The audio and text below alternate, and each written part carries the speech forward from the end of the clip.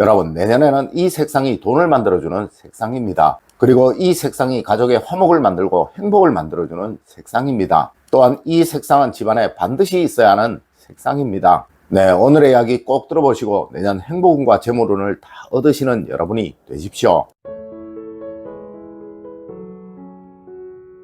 여러분 안녕하세요, 이정민입니다. 여러분, 우리는 일반적으로 남양집이 좋다고 생각을 합니다. 네, 이것은 풍수의 아주 기본적인 원리이며 이치입니다. 그럼 여러분은 혹시 왜 남양집이 좋다고 말을 하는지 아시나요? 여러분, 이것은 남양집이 되어야 좌청룡 우백호의 원칙이 맞아지기에 그러한 거예요. 맞습니다. 북향집이 되면 좌백호 우청룡이 되어버린다는 것이죠. 아마 여러분들은 남양집이 해가 잘 들어와서 좋다고 말하는 줄 알고 계셨을 거예요. 네, 이것도 틀린 것은 아니지만 원래 의미는 아니라는 것이죠. 여러분, 양택삼효라는 풍수서적을 보면 동사택, 서사택이라는 말을 하고 있어요. 네, 동사택은 명예와 귀함을 얻는다는 주택이며 또 서사택은 부를 얻는다고 말하는 주택입니다. 자, 이제 알려드리는 것은 이 원칙을 현대에 맞게 색상별로 정리를 한 것입니다. 여러분, 꼭 적어 놓으셨다가 여러분의 집에 내년에 적용을 하세요. 분명 내년 멋진 운을 다 얻게 되실 것입니다. 첫 번째로 여러분, 퍼플색은 언제나 항상 좋은 색입니다. 여러분, 이 퍼플색은 과거부터 현재까지 동양이든 서양이든 언제이든 좋은 색, 즉 명예와 귀함, 대우를 의미하는 색상이에요. 네, 이 색상은 언제이든 집안에 무조건 하나는 있어야 한다는 것이죠. 특히 이것이 안방에 있다면, 침대 주변에 있다면 여러분은 늘 막힘이 없는 삶을 살아가시게 될 거예요. 맞습니다. 과거 원앙금침에 반드시 들어갔던 색상이 바로 이 퍼플색이라는 것이죠. 여러분, 내년 꼭 퍼플색의 물건을 안방에 하나는 두세요. 네, 절대 불화가 생기지 않을 것이며 항상 서로 대우하고 존중하는 삶을 살게 되실 것입니다. 두 번째로 여러분, 내년 검은색은 인복을 만드는 색상입니다. 여러분, 내년은 사람으로 인한 어려움이 아주 강한 해입니다. 그리고 내년은 을사년이라 우울함과 소심함이 아주 두드러지는 한 해가 될 거예요. 네, 사람으로 인한 해를 입지 않으시려면 항상 검은색을 가까이 하셔야 한다는 것이죠. 물론 검은색의 옷을 입고 다니시면 아주 좋을 것입니다. 하지만 여러분, 절대 검은색, 단색으로만 옷을 입지는 마세요. 이렇게 되면 오히려 그 기운이 너무 강해져서 사람을 잃을 수도 있다는 것이죠. 아마 이제 겨울이라서 검은색 옷을 입고 다니시는 분들 참 많으실 거예요. 네, 외투는 검은색의 옷을 입으시더라도 외투 안의 옷은 다른 색의 옷을 입으시는 것이 좋다는 것입니다. 여러분, 그러나 내년 사실 검은색은 집안에는 그리 좋지 못합니다. 집은 안정을 말하는 곳이라 활동과 행동을 말하는 검은색은 잘 맞지 않는다는 것이죠.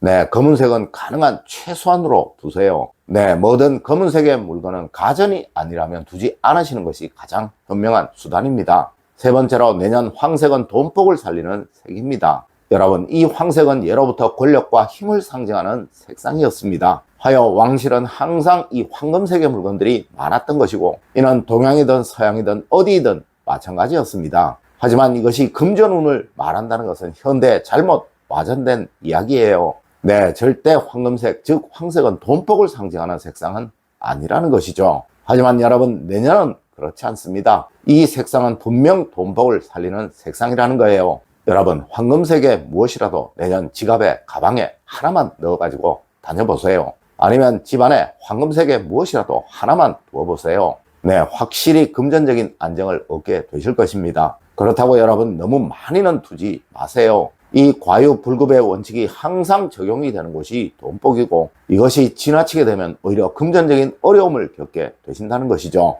네 번째로 흰색은 내년 사고를 막는 색상입니다. 여러분, 내년은 불의의 일들이 정말 많이 생길 것입니다. 아마 여러분들은 내년 정말 예상치도 못한 일들을 많이들 겪게 되실 거예요. 이는 을사년의 해운이 그러한 것이라 정말 웬만한 분들이 아니시라면 다들 겪고 살아가시게 될 것입니다. 물론 이것이 좋은 쪽의 일이라면 큰 문제는 없을 것이나, 아니 좋을 것이나, 그렇지 않고 나쁜 쪽의 일이라면 절대 일어나지 말도록 꼭 막아야 하는 것이겠죠. 네, 이것을 막는 색상은 흰색이 정말 좋습니다. 여러분, 이런 예상치 못한 불행은 자동차로 일어난 것이 가장 빈번할 수 있겠죠. 네, 꼭 자동차 안에 흰색으로 된 무엇이라도 넣어가지고 다니세요. 눈에 잘 보이는 곳에 두시고 운전을 하시면서 꼭 한 번씩 보시도록 하세요. 분명 이렇게 하시면 힘든 일은 절대 생기지 않을 것입니다. 다섯 번째로 여러분, 붉은색은 언제나 희망을 주는 색상입니다. 여러분, 오늘 아침에 어떤 분이 제게 붉은색으로 된 그림을 집에 두면 좋겠느냐라고 말씀을 하시더라고요. 네, 내년은 붉은색이 행동과 활동을 만드는데 가장 좋은 색상입니다. 그런데 이런 그림은 집보다는 회사가 좋으며 또 사무실 책상 위가 좋습니다. 이런 그림이 집에 있게 되면 사람이 집에 잘 머물지를 못하게 되지만 회사나 사무실, 가게 같은 곳에 두게 되면 빈번한 변화가 생기게 되고 또 이것이 번영을 만들어내게 되니 정말 좋은 색상이 된다는 것이죠.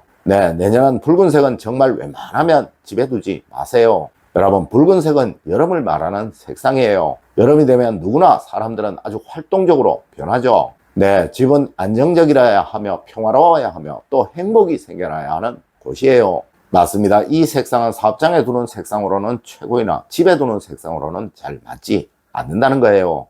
여섯 번째로, 여러분, 내년에는 단색보다는 혼합색이 운에 좋습니다. 여러분, 절대 내년은 단색으로 옷을 입는 일은 없도록 하세요. 이렇게 되면 항상 사람으로 인한 해를 받고 사시게 될 거예요. 여러분, 앞서에서도 말씀을 드렸지만 외투가 검은색이면 그 안에 있는 옷은 흰색이나 밝은색 계열의 옷을 입으시는 것이 가장 좋으며 또 외투가 밝은색, 흰색 계열이면 반드시 그 안에 옷은 검은색, 또 어두운 색 계열의 옷을 입으시는 것이 가장 좋다는 것입니다. 네, 내년은 어디서나 항상 조화와 균형이 잘 맞도록 만들어야 하는 것이지 절대 한 가지가 강해지도록 해서는 안 된다는 거예요. 맞습니다. 옷은 항상 대비되는 색상을 선택하시고 또 집은 항상 안정적인 색상 두세 가지를 조합해서 만들어 보세요. 이렇게 하면 절대 다툼이나 갈등이 생기지 않게 될 것입니다. 일곱 번째로, 푸르름을 늘 보는 사람은 삶에 큰 변화를 얻을 것입니다. 여러분, 내년은 무엇보다 푸르름이 정말 중요합니다. 네, 이 색상을 많이 보시면 여러분은 정말 뭘 해도 다 잘 되는 사람이 되실 거예요.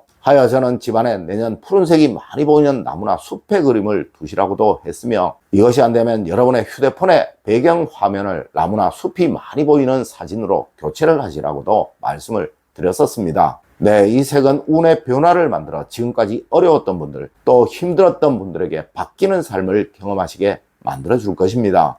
여덟 번째로, 여러분, 내가 좋아야 모든 것이 좋은 것입니다. 여러분, 사람에게는 누구나 맞는 것이 있고 또 맞지 않는 것이 있어요. 네, 아무리 푸른색이 좋다고 해도 자신의 기운과 맞지 않아 거부감이 생겨날 수 있다는 것이죠. 맞습니다. 여러분이 좋아하는 색상, 그것이 바로 가장 좋은 색상인 것입니다. 물론 이것은 타고난 기운을 다 판단을 해야 하나 이렇게 하실 수 있는 분들은 없을 것이니 가장 편하게 여러분이 왠지 좋고 여러분이 왠지 편한 그런 색상을 선택하시면 무리가 없다는 것이죠. 여러분, 오늘은 내년에 좋은 색상에 관해서 이야기를 해드렸습니다. 오늘 제가 알려드린 이야기 여러분들 꼭 명심하시길 부탁드리며 오늘의 이야기를 마치도록 하겠습니다. 늘 올바른 학문과 올바른 지식을 여러분들께 전하도록 노력하겠습니다. 여러분 긴 시간 감사드립니다. 감사합니다.